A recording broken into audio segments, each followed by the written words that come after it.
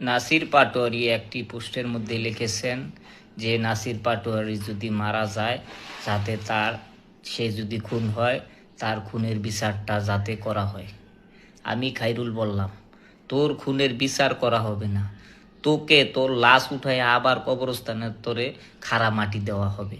কারণ এদেশে তোরা মব সৃষ্টি করে বহুত মানুষ তোদের কারণে মারা যাচ্ছে, তাদের খুনের বিচার হয় না। তোদের কারণে তোরা মব সৃষ্টি করতাছস, তোদের কারণে এগুলো শিক্ষা পাইতেছে। জায়গায় জায়গায় বিএনপি, আওয়ামী লীগ, জামাত শিক্ষা পাইয়া তারাও মব সৃষ্টি করিয়া মানুষ মারতাছে।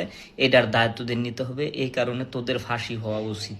সবাই ভালো থাকবেন, লাইভটা শেয়ার করে দিবেন। আমি আওয়ামী লীগ, বিএনপি, জাতীয় পার্টি, এনসিপি কোনো রাজনৈতিক দল করি না। আমি জনগণের লোক।